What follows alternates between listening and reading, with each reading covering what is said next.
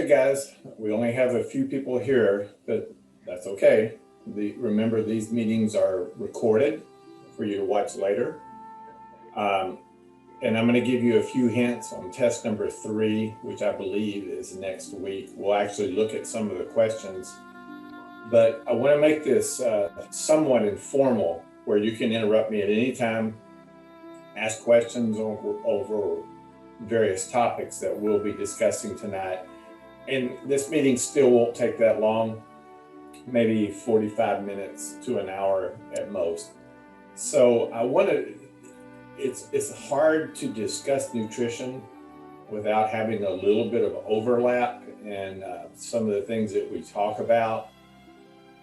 But I believe repetition sometimes is beneficial. The way you learn things is practicing them over and over, and just until that concept becomes ingrained in your memory and you can recall it without too much effort. So I want to spend a little bit of time, as I mentioned in the message to everybody, talking about diabetes a little bit more in detail, because you may have somebody in your family that is diabetic, or diagnosed as pre-diabetic, or taking medication for diabetes. Now, I'm not trying to pass myself off as a medical doctor. I'm not a medical doctor. I do have a PhD, and I've studied and researched this area very well. But once again, I'm not a respecter of degrees. Just because somebody has a degree doesn't mean anything to me. I'm more interested in, do they know what they're talking about? And a lot of doctors do. Most do when it comes to diabetes. But I've run across a few that actually don't. I don't really think they understand what's really going on in the body at the cellular level. So just a quick review on this, because on the next test, there's a few questions on diabetes, nothing that you have to write down, but just kind of put this in your brain and try to remember this. And it keeps everything simple without getting too hung up in the details, because diabetes is a plague in our society now. Diabetes and cancer are the two diseases that are getting worse. The percentages of people that have it is going up, despite all the medicine and technology and doctors and everything available to people in the United States is still going up. But it's not going up so much worldwide. It's mainly in the United States. It's increasing some, but not like it is at the rate in the United States. So let's do a quick refresher on diabetes. Without getting hung up on the various types of diabetes, we'll start with the simple definition once again. Diabetes simply means high blood glucose. When people say blood sugar, they mean blood glucose. Those two terms are synonymous. They use them interchangeably. Most of the time they will say blood sugar, but the correct definition is blood glucose. Now, once again, glucose is what your cells use for energy. It's the preferred fuel. It's very necessary to have glucose. Now, glucose is a sugar. It's the simplest sugars. There's many types of sugars. The books will list 6. I'm not hung up on memorizing the names of them. There are 3 what are called monosaccharides, mono meaning 1, and there are 3 disaccharides meaning 2. Now, whatever you eat is eventually broken down into glucose, even foods that don't have glucose in them. For example, steak or protein or meat, it has no glucose, yet you can get glucose from it. Well, how does that work? Well, it's a complex process. Hello. Your body has a way of actually doing that. Hello. Question? No, I heard somebody. That's okay.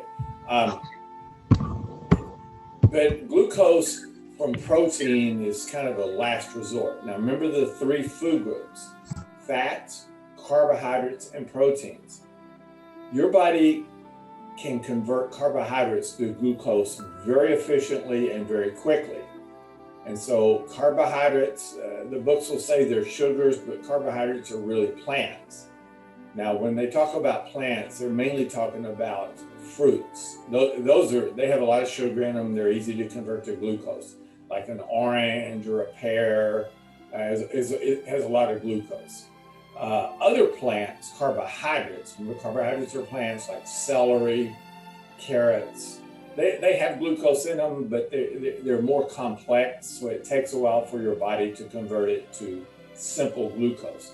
Now, why does your body only use glucose as an energy source, or that's the main preferred fuel? The glucose molecule is very small. In fact, it's so small, they've never seen one. Even with powerful tunneling electron microscopes, they can't see it. It's too small. It's almost like looking at an atom.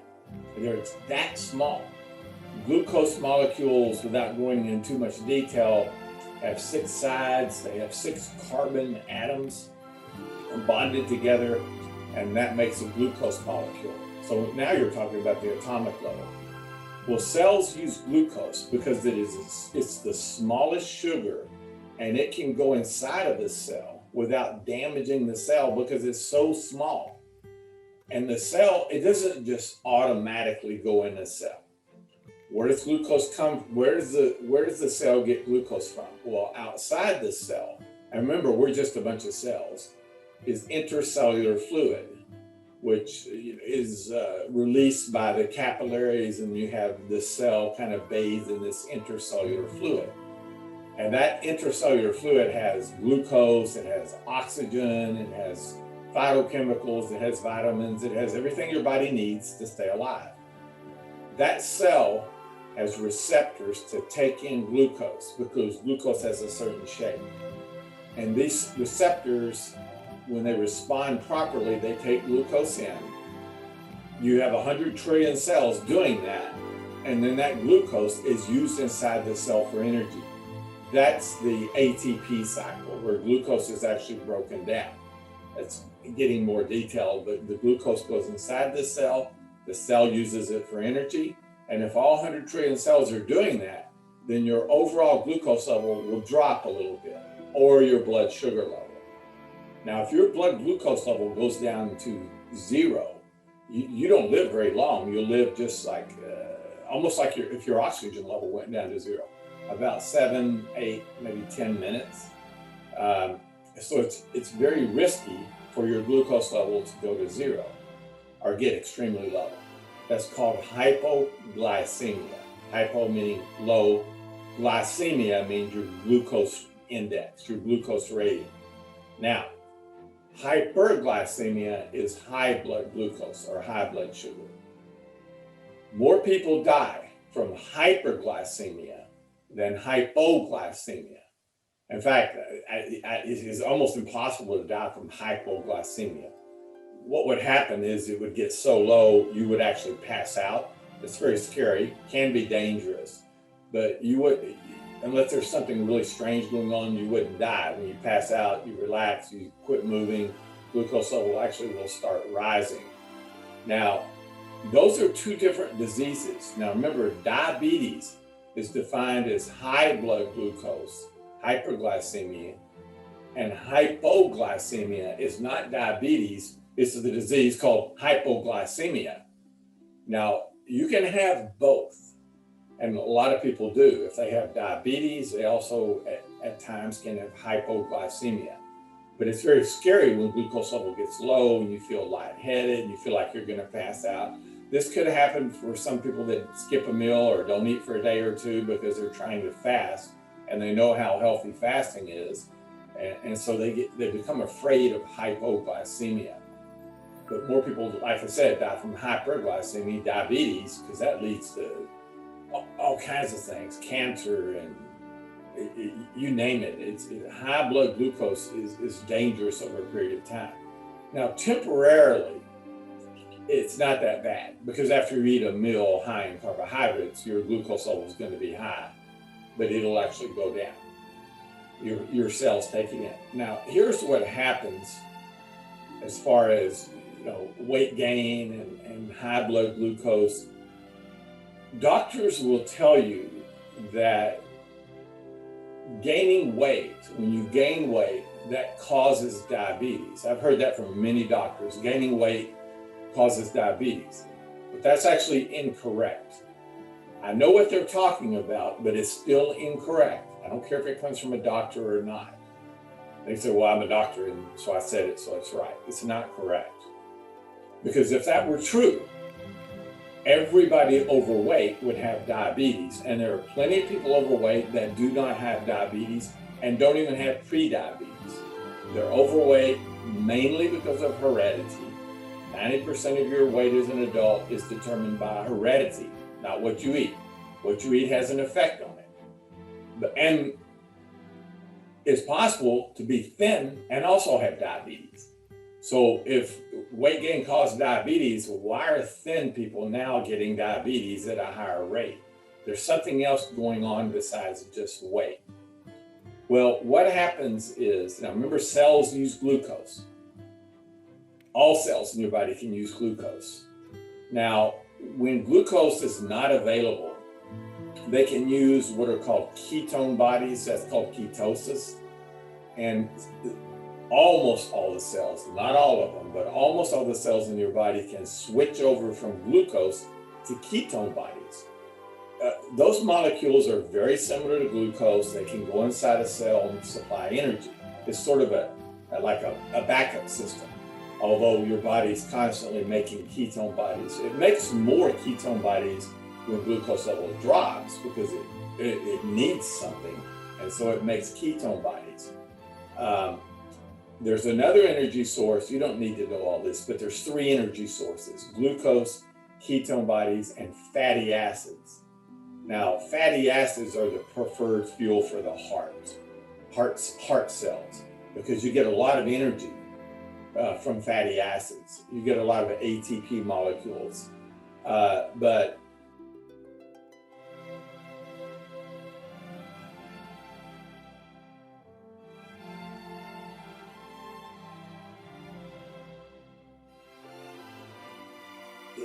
fatty acids is not use ketone bodies. It can only use glucose.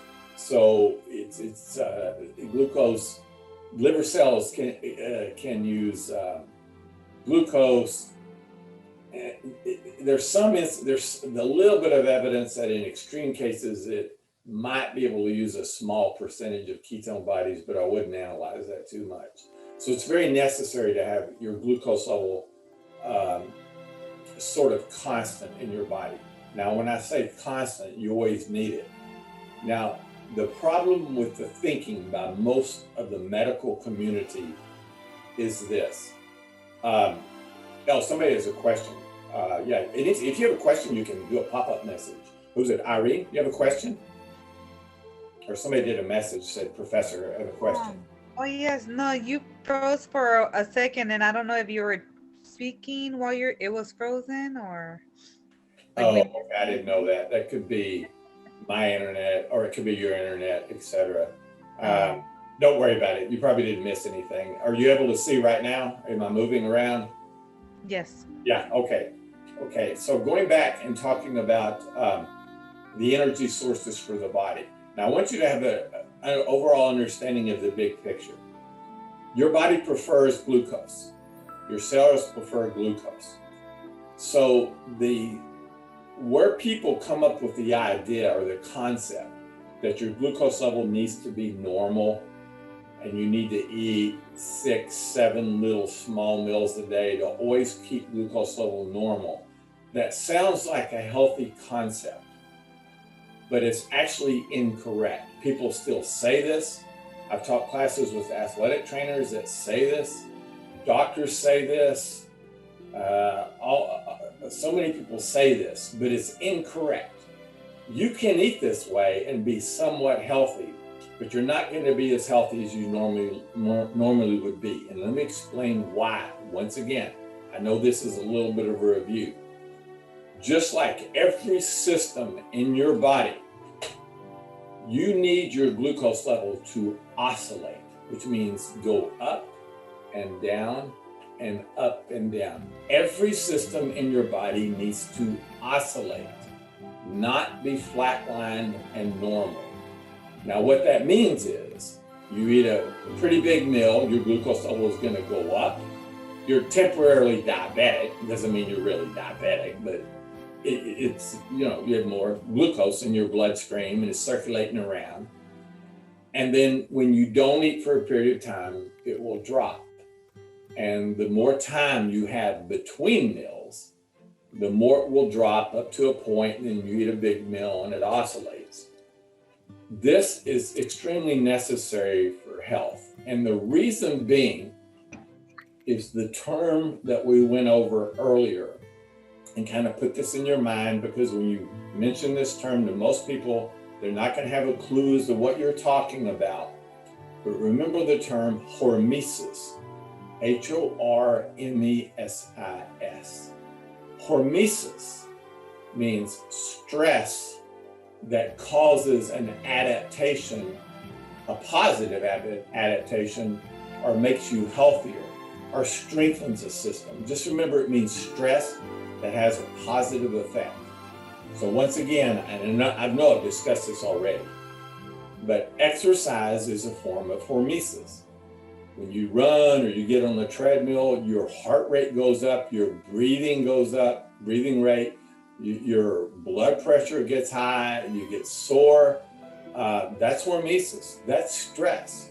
Now, if your body was in that state all the time, that would be very damaging for you. But it's not uncommon. Somebody has a question. Is it normal to feel the heart beat a little faster after beat a little? What was that, Irene? The heart rate beats faster after you're fasting or after exercise? After fasting? It's possible. Everybody has sort of to a degree, a little bit of irregular heart rate. Like I notice even for me, sometimes I'm like, wow, it goes up a little bit, maybe down a little bit. I don't think that's arrhythmia. I don't think it's a severe arrhythmia. I mean, if it's ultra fast all the time after fasting, there might be something going on. It could be that you're under stress. Remember, when you fast for a period of time, glucose level drops. So maybe your heart is beating faster to circulate more blood, to get more glucose to your cells. I don't think it would be dangerous as long as it's temporary.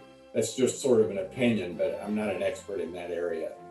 I mean, I am somewhat familiar with what's going on with various conditions of the heart, but I'm not an expert. I do know a little bit about it, but I don't think I'd worry about it unless it's just ultra fast all the time when you do this. But going back and talking about, once again, on hormesis, on exercise, you use an example of exercise. That stress when you exercise forces your body to adapt. It makes your heart stronger, a little bit larger, not much, a little bit. And it increases circulation and all kinds of things. Remember, Arlene, if you could turn video off. Thank you. Now, what happens is that makes you healthy over time. That stress that makes you stronger. And once again, I use the example of lifting weights. That makes your muscles sore, can even damage the fibers temporarily. That makes you stronger over time. You get sick. That actually makes you stronger over time. Getting the coronavirus actually makes you immune to a degree to the coronavirus later on. I'm not recommending that, but they say perhaps half the population had the coronavirus and didn't have any symptoms at all because they build up the antibodies. So that's hormesis. And there's no exceptions in the body where hormesis is not beneficial. And once again, nutrition is not an exception. Fasting is stress. When you don't eat for a day or two or even longer, that's stress. Your blood sugar can drop. You feel lightheaded. You don't feel as energetic. You feel hungry. You might have a headache. It's hard to function. But there's a lot of things that happen when you do that besides not feeling good. And at the cellular level, there's hundreds of things that happen. Remember, we talked about apoptosis, programmed cell death, unhealthy cells die, cancer cells die, autophagy, damaged cells repair themselves. When the glucose level is low, It even improves vision. Believe it or not, it improves your vision a lot. I know this for a fact because I've gone through this. It's the one thing you can do to help with vision.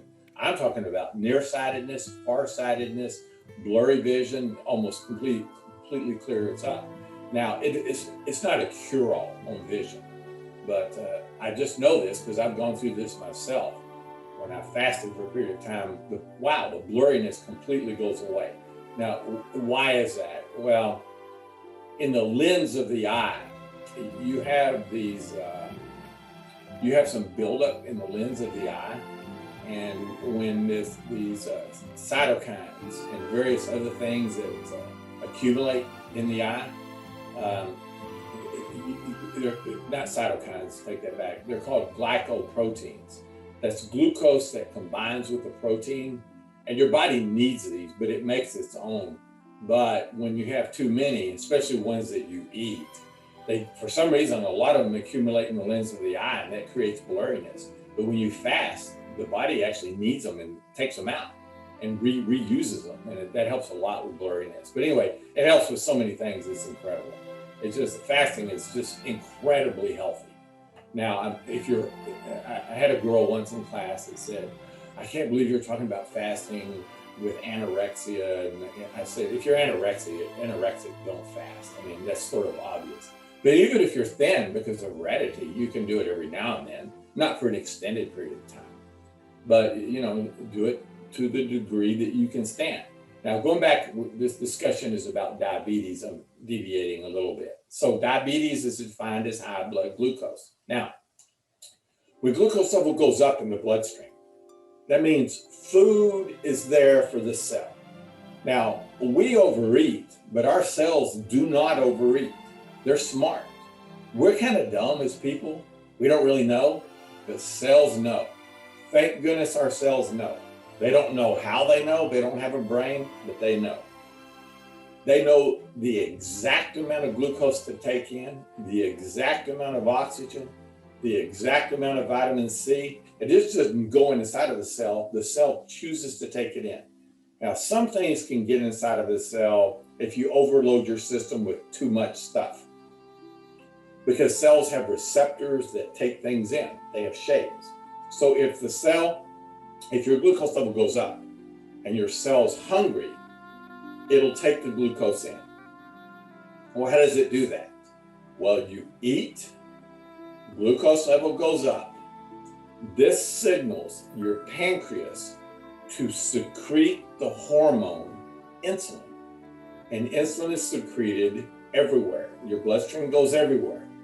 So all your cells are surrounded by a little bit of insulin. Every cell in your body has on the surface of the cell what are called the insulin receptors. They detect insulin. And if the receptors work properly, when they detect insulin, that means glucose is there, because insulin is released when glucose goes up. If the cell is hungry and hasn't eaten in a while, it will take the glucose in and use it as energy, and all your cells do that. Glucose level goes down, which is good. It goes back to normal. The cell has food. Everything works efficiently. But here's a couple things that can go wrong. When you constantly eat a bunch of little meals, even if you don't overeat and eat, quote, healthy meals, you're constantly secreting a little bit of insulin from the pancreas. Insulin, for most people, not all people, but for most people, a constant exposure to insulin will damage the insulin receptors. It's like an acid. It's not an acid, but I'm using it as an example. It eats away and damages the insulin receptors because they're overexposed to insulin. So the cell will not take in the glucose properly, even though it needs the food. So the glucose stays in your bloodstream and you have high blood glucose. And if enough cells do that for an extended period of time, then all of a sudden you are a diabetic because your insulin receptors have been overexposed to insulin. That is the main cause of diabetes. Now, When you spread meals out, let's say you eat once a day, even though it's a bigger meal, your insulin level will drop drastically, which is good because the cell's not overexposed to insulin. The receptors that are damaged can even repair themselves because you took away that which caused the damage, which is insulin. You need insulin, but you need it to be low, and you don't need a constant bombardment of insulin. But what a lot of doctors do is that when somebody's diagnosed with diabetes, high blood glucose, they just give them insulin. And it works because you put more insulin in the body and you surround the cell with so much insulin that even though a lot of your insulin receptors are burned out, the ones that work are exposed to even more insulin. So the glucose goes in, your glucose level goes down, and you go back to the doctor a month or two later and have an A1C test, which measures the amount of blood sugar glucose over, I believe, 60 days, maybe 90 days. I can't remember. But anyway, and they'll say, hey, your A1C is good, so we have your diabetes under control. And you may feel better and function better. But in reality, you're getting worse because that overexposure to insulin further damage the remaining receptors. So what will happen after a period of months or years, they keep going up on the dose of insulin, damaging. Pretty soon, that you will die from it. The insulin will kill you in the long run because you'll need more and more and more. And then pretty soon, no amount of insulin will keep you alive. And then you go blind, you have limbs amputated. It's horrifying. Using insulin to treat diabetes only treats the symptoms of diabetes. That's like using alcohol to treat alcoholics. You give an alcoholic alcohol, they don't have headaches, they feel better, they function better, they say, oh yeah, it worked. You treated the symptoms, but you made their alcoholism worse. So insulin is the last resort. Now, I'm not saying if you're on insulin or you know somebody on insulin to come off insulin, because you're on insulin for a reason, because your glucose level is so high. But what are you trying to do by taking insulin? You're trying to lower the glucose level. Not eating lowers glucose level. Simple. Even if you're type 1 diabetic, type 2 diabetic, not eating or spreading the meals out does what insulin now mimics. So I'm really surprised a lot of doctors don't address you can cure type 2 diabetes with nutrition. You don't need medication. There's a ton of medications, metformin, glucophage. Those are not bad because that's not a hormone. In fact, even if you're not diabetic, metformin and glucophage, there's studies that show it's actually beneficial. I've actually tried them and I'm not a diabetic. I should give you a long story about how the FDA intercepted a package that I ordered of metformin or glucophage in this white powder, because you can get them from various pharmacies. I got one from a pharmacies overseas. I can't remember if it was New Zealand or somewhere. Because I read the information on it, and they intercepted it, and they thought it was cocaine. It was ridiculous. It's a long story, but I asked the guy that came to my house. He said, I said, this is glucophage or metformin, and he looked it up. He didn't know what it was, and he said, "Are you diabetic?" And I said, "No." And he said, "Then why are you taking this?" And I said, "Are you a nutritionist? Do you understand nutrition?" I said, "You don't." So, and it's a legal substance. But anyway, it was kind of ridiculous. Sometimes you just have to stand up for whatever you feel is right. Don't go by just what somebody tells you, including me. Research this stuff. You'll be surprised how a lot of misinformation is out there. Now, diabetes, once again, medicine is in the business of treating the disease, the symptoms. They don't really treat the disease; they treat the symptoms, and that's how they stay in business. If they cured the disease, and wow, they couldn't make any money anymore. I'm not saying that's every doctor's goal, but if you really think about what's going on there, it's kind of true. I could go into more detail on this. Is true with high blood pressure medication too. If you take high blood pressure medication for hypertension, it's kind of forcing down your blood pressure, but there's studies that show that it doesn't reduce the incidence of heart attacks and strokes, doesn't reduce it. In fact, it increases it. Even though it lowers your blood pressure, you're not addressing why is your blood pressure high. You're just lowering it with medication. There's a root, deeper cause as to why your blood pressure is high. Just treating the symptoms doesn't do anything. And that's the problem with medicine. Is if I twist my ankle and have some torn ligaments or tendons and I go in and they give me pain medication, I go, oh yeah, it feels better. All they did was treat the symptoms. They didn't address what's going on. Be real leery of just treating the symptoms of anything. And this is true with diabetes. Now, once again, on diabetes, a little bit more on it. You need to help with diabetes. You need a time insulin levels low, which means you don't eat for a period of time. If you're diabetic, try not eating for a day every now and then. Try alternate day fasting. It will make a tremendous difference in addressing the condition that you have. Now, on diabetes, remember, no matter what you call it, it's high blood glucose. And for a period of time, it stays high. You eat and it stays high. Now, it could be, there's a couple of things going on. You eat, glucose level goes up, insulin receptors are damaged, so the cell doesn't take in glucose, so it stays high and you're diabetic. But it could be that your pancreas is not releasing insulin. Your pancreas is been damaged so much because it's constantly releasing a whole bunch of insulin that it just doesn't make as much. It doesn't work anymore. It damages it. Pancreatitis is the name of that condition. It's damage to the pancreas, and in fact, eventually it leads to can lead to pancreatic cancer, which is one of the most deadly cancers there is. You got to have the pancreas. Well, why is the pancreas damaged? Heredity has a lot to do with it. It's damaged because you're constantly forcing to release insulin.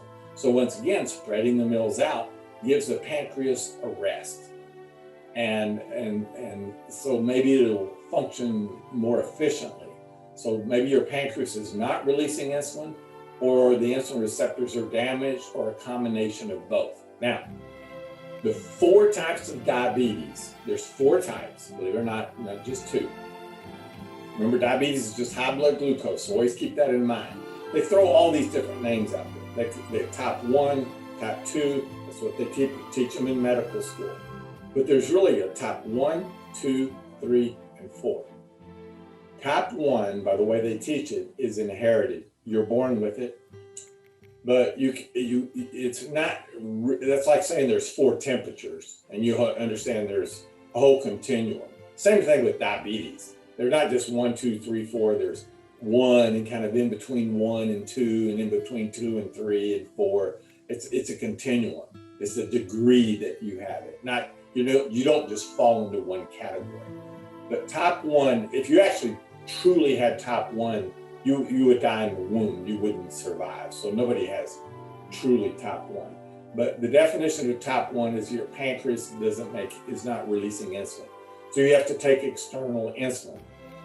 And in that instance, you have no choice because you have to have insulin. But in my opinion, a lot of the problem with people that are type 1, at some point they're diagnosed type 1. It's not really an accurate diagnosis, but like I said, you wouldn't be alive. You can't be 10 years old and all of a sudden be diagnosed with type 1. Where were you getting the insulin from? It had to be coming from somewhere. So they'll say you're type 1. So they start giving you insulin, which they have to. But they give it, most people, the doctors will say take it 3 times a day because we're in the society that eats 3 meals a day. And so you'll take it like before breakfast, lunch, and dinner, a certain amount. I don't know the exact amount. You may know people like this. But once again, you're constantly putting insulin in the body. And unless all the insulin receptors on all your cells are damaged, which they're not, type 1 means your pancreas is not making insulin. That constant bombardment of insulin is further damaging the receptors. So even with type 1, they're going to go up on the amount of insulin. My advice, sort of an opinion, but I have a lot of understanding what's going on. If you're type 1, try eating once a day.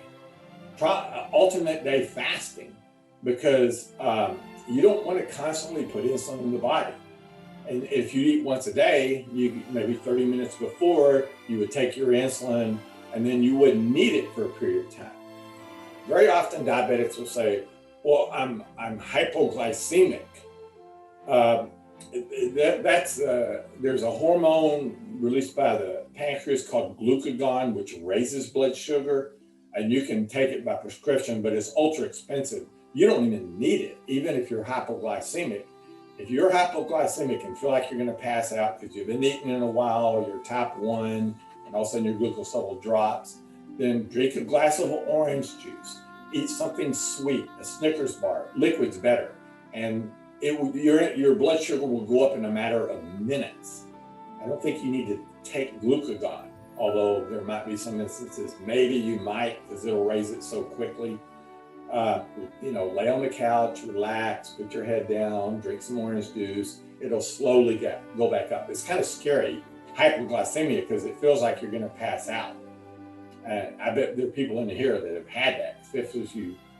If you're not used to fasting and you don't eat for a day, you might feel like are going to pass out when you don't eat. It's because your body's not used to it. But diabetics can remember, hypoglycemia is not diabetes, but you can have both. So type 1, you're born with it. Type 2 means at some point in your life, you damage your insulin receptors enough that now you're diabetic, and it may have damaged your pancreas in the same time. And at some point they say you're now type 2, and you're maybe probably in between there. There's a lot of names for type 2. When you get it as an adult, they'll call it adult onset. Kids get it, they'll call it juvenile diabetes. If you get it during pregnancy, they'll call it gestational diabetes. Remember, it's just high blood glucose, and you know how to deal with that. Spread the meals out, try not to have too much insulin, that kind of stuff. Type 3 diabetes is Alzheimer's. For those that research it and know it, people will look kind of surprised when you say type 3 diabetes is Alzheimer's, but it is. It's damage to the cells in the brain caused by too much insulin, and the insulin receptors are not working properly, and that leads to Alzheimer's. It is the cause of Alzheimer's. Heredity has a lot to do with all this, but the cause of Alzheimer's is mainly high blood glucose for an extended period of time, and then all of a sudden you have Alzheimer's. So if you have a family history of Alzheimer's, alternate day fasting, eating once a day, or even only twice a day, can make a big difference. Somebody asked for the codes. I should give you the first code. That's a good point, Caesar. Thank you. All right, so the first code, make a note, is 232. 232. And I'm going to give you the second code in just a minute, and then the third code, because we don't have that much longer to go. So type 1 is inherited. Type 2, it occurs at some point in your life. Type 3, diabetes, is Alzheimer's. And I bet you're wondering, what is type 4? That's kind of new in the last couple of years. Most doctors are not familiar with it. But type 4 diabetes is,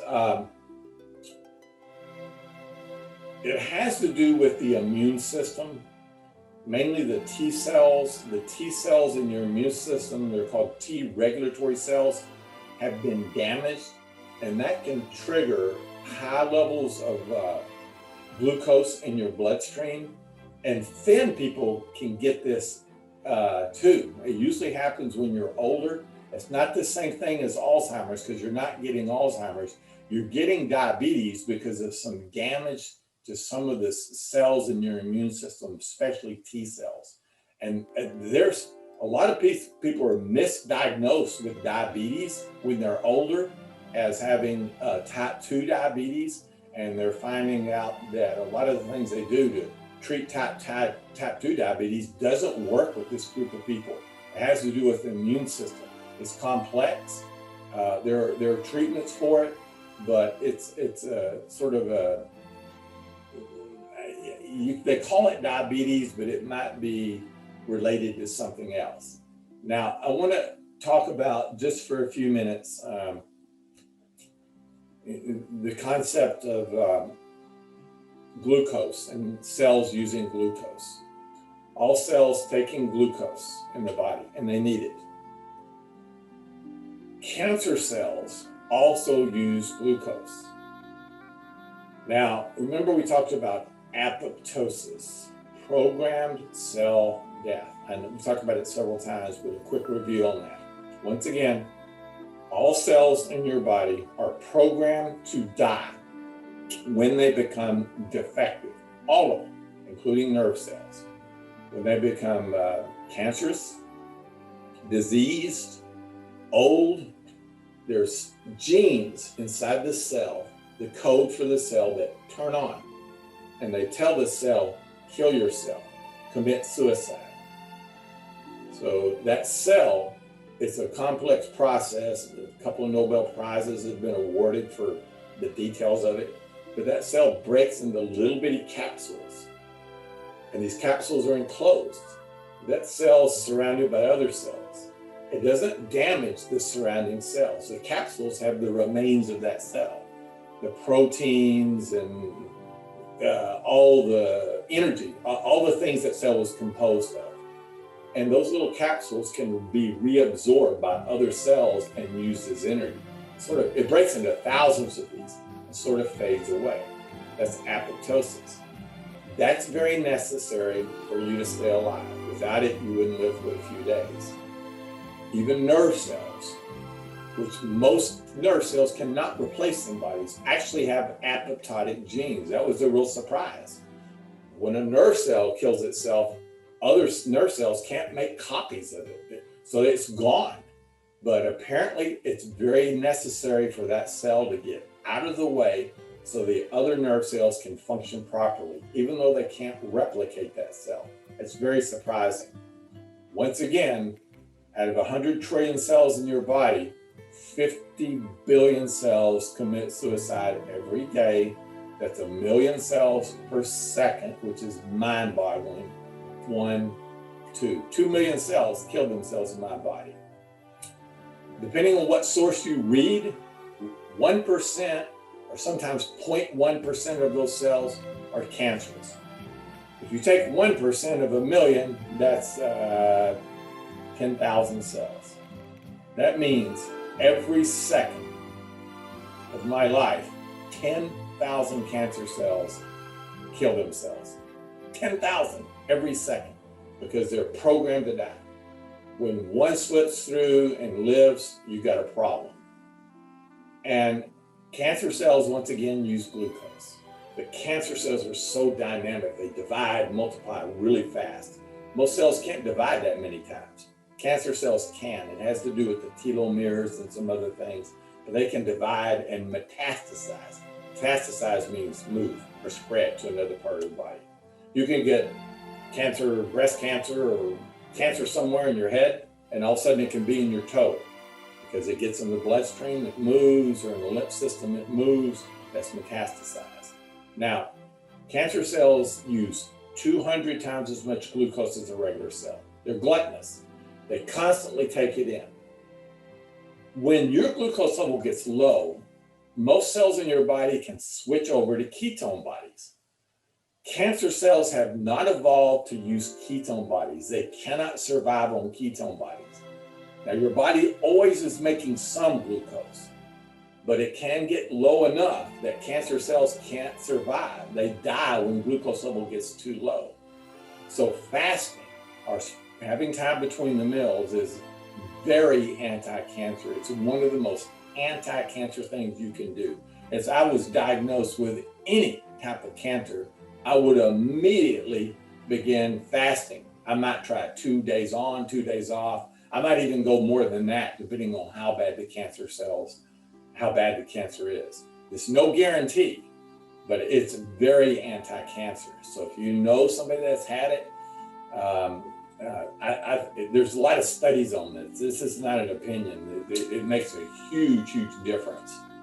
A lot of oncologists, cancer doctors, sometimes give you the wrong advice. Even they know more about cancer than I do, but they don't know more about nutrition than I do, because I've run into this several times, where somebody undergoing chemotherapy, which, to kill the cancer cells. By the way, chemotherapy is hormesis. It's poison that goes to every cell, not enough to kill it, but enough to put stress on the cell. Hormesis, stress. And the cancer cells are weak. They're rapidly dividing. They're weak. And so they tend to die before regular cells. Hair follicle cells are also weak, rapidly dividing, so they die too. That's why chemotherapy can cause you to lose your hair. That's hormesis. But dropping blood sugar level is hormesis too, and it damages cancer cells and doesn't damage the other cells. That makes them stronger. The study on breast cancer out of USC showed that the fasting had more of an effect at killing, and this was on humans, killing the breast cancer cells than did the chemotherapy. But both in combination were probably very effective. But I've seen oncologists say, well, you're going to have chemotherapy, it's going to damage a lot of cells, so you need to eat even though you're not hungry, force yourself to eat. That's bad advice, because you're just feeding the cancer cells. It's tough, because you have cancer, you don't feel good, you have chemotherapy, makes you feel worse, and now they're saying don't eat, or they should be, and that's even like more punishment, but that's hormesis. Hormesis can cure a lot of things, not everything, but it makes a really big difference. And I'm just a big believer in that, in terms of helping your body sort of heal itself. It's mind-boggling to think that every second your body's constantly, it's this constant battle going on in your body you're not aware of. And when you reduce your body's ability to fight these things that happen to cells, then some strange things can happen. Cancer cells have evolved into such a way. They're fascinating. They're deadly, but they're fascinating. They've evolved how to stay alive when most cells couldn't survive or reproduce that much, because cancer cells have apoptotic genes too. Cancer cells, where do they come from? Regular cells. Where do you have regular cells? Everywhere. That means any part of your body can become cancerous. It's more common in certain places, but any part, in bone marrow, in the middle of your brain, the middle of your eye, your skin, which you can see, your heart. These are all cells. Well, when a cell becomes defective and doesn't commit suicide, it can become diseased or old, kind of like a zombie cell living on. That video talked about that a little bit. But it can also become cancerous. And when it becomes cancerous, that's very dangerous, because it's learned how to turn off those apoptotic genes. It's learned how to stay alive when it's not supposed to stay alive. And that's very dangerous. Your body is so incredibly smart that that cell didn't kill itself, but your surrounding cells know that that cell is supposed to die because it's cancerous. They know. And what can they do about it? You'd be surprised. They can do something about it, because the genes that trigger apoptosis inside this cell, there's also a group of receptors on every cell, little receptors. I believe they're called FAS. You don't need to know this, FAS receptors, which are like death receptors, kind of like Star Wars, Death Star. And if they're activated from the outside, they trigger apoptosis on the inside. And all cells have this, but it takes certain proteins to activate them. So if this cell doesn't kill itself, the other cells around it will send little signals, little protein packets, to activate those receptors and force that cell to kill itself. That's amazing. But your body can do this. But cancer cells, a lot of them have become so smart They know they have defenses against that outside attack. They didn't kill themselves, and they have defenses against that outside attack. Now, if cancer is just in one spot, usually not a problem, depending on where it is, but it multiplies and gets bigger, and then you can remove it with surgery. But then the problem is when one or two cells break free, they get in the bloodstream or the lymph system, they spread somewhere else. That's metastasis. Most cells, when they break free from their surroundings, they die. They just can't survive. That's another form of apoptosis. The name escapes me, but it's called anoicus. You don't need to know that. But that means an individual cell is supposed to die. Cancer cells know how to bypass that. And so they go somewhere else and they spread and they set up shop, and then you have cancer somewhere else. Even if that happens, keep in mind that blood sugar level drops. It drops everywhere, no matter where those cancer cells went. That's why many doctors, oncologists, which is good advice, will say, well, you've had cancer like breast cancer. And so even though we surgically removed it and we put radiation to just that area, they say we recommend chemotherapy because there's a chance that these cancer cells have spread to various parts of the body. And so that person will undergo chemotherapy just to attack those other cells that are metastasized to somewhere else. Okay, guys, it's almost been an hour. I'm going to give you the second code. It's 106. The second code is 106. And we're only going to go about 5 more minutes here, and then I'm going to give you the third code. So, anybody have any questions? Hopefully somebody will ask any questions on cancer or diabetes. You may have heard different advice from your doctor, which is fine. Everybody's got different opinions. You can unmute and ask a question. Anybody have a question? Oh, if somebody said, what is type 3 diabetes again? Type 3 diabetes is basically Alzheimer's. That's the new thinking now, it's Alzheimer's. It doesn't mean Alzheimer's doesn't exist, but it is basically type 3 diabetes. Remember, the underlying root of all this, heredity has a lot to do with this. Are there people that are overweight that will never get diabetes? Yes. Are there people that never spread their meals out that will never get diabetes? Yes. But it doesn't mean they don't suffer some of the consequences of not allowing blood glucose to oscillate, to go up and down and up and down. And I'm a big believer in this for kids too. They need to be trained or taught and explained why. The parents to say, oh, it's necessary for kids to eat breakfast, that's nonsense. It's necessary to eat 3 meals a day. I hear this crap all the time. Like, well, how do you get your energy? Well, that's a lack of understanding of what's going on in the body. If you train the kid or a person to eat 3 meals a day, eventually they're going to have some problems with cancer and diabetes and maybe weight gain, which has a lot to do with heredity and things like that. Kids, as well as adults, but especially kids, should only eat when they're hungry. Hunger is triggered by hormones, and the main one's leptin, but those hormones are only really released after about 24 hours of not eating. There is no way that if you eat a full lunch and at noon that you can possibly be hungry at 6 o'clock. It's impossible. Now, you may think you're hungry, but you're not. You have an appetite. Remember the 3 terms: hunger, appetite first, then hunger, then starvation. Starvation is when you don't eat for, a month or even 6 weeks. Then you could actually die from that. It usually takes about 2 months. But hunger is hormonal. But just because it's noon or 6 o'clock or breakfast and somebody's not hungry, don't eat. Just get in the habit of not eating when you're not hungry. And then you'll notice that when you are hungry, the food tastes better. You need to give your digestive system a break from food too. Your intestines, your colon, your stomach. because these cancers are stomach cancer and intestinal cancer, and all this stuff is all related to nutrition and food and things of this nature.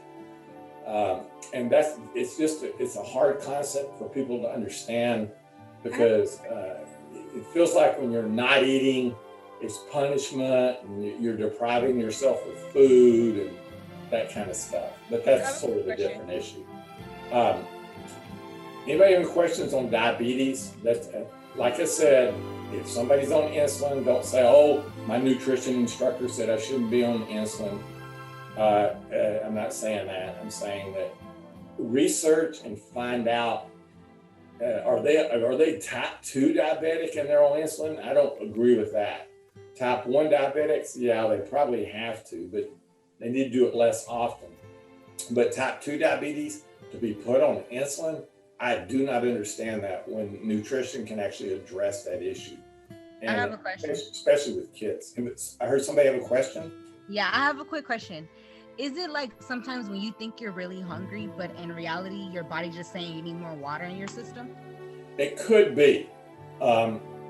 That's one of the things about losing weight or eating less, which eating less is beneficial even if you're normal weight.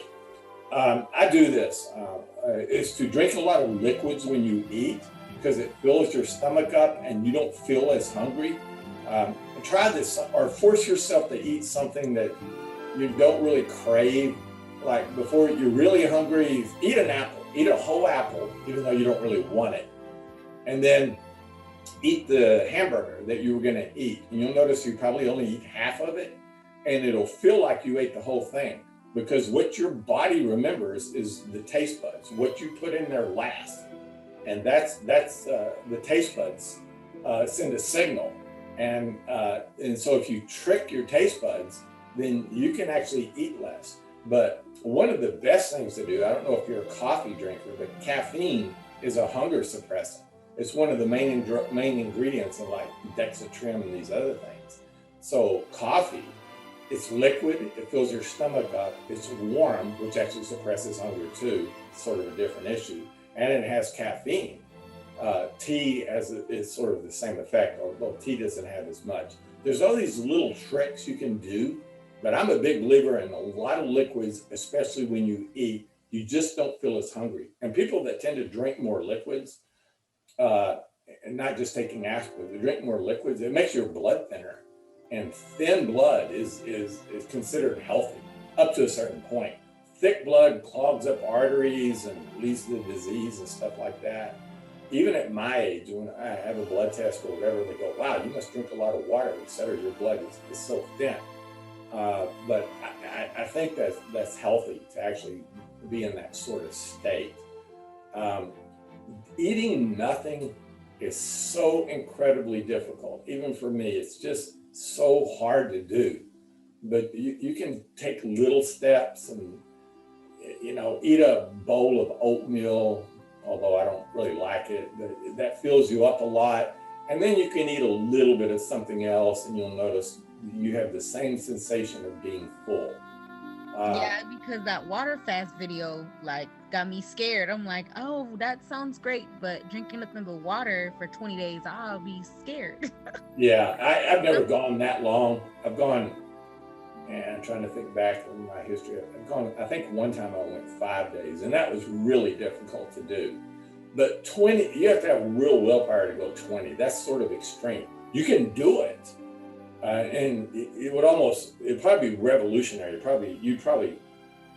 When I did the 5-day fast, you kind of wake up out of this fog, this food fog that I think people are in, that you don't realize what's going on. You smell things more acutely. You're more aware. You're more alert.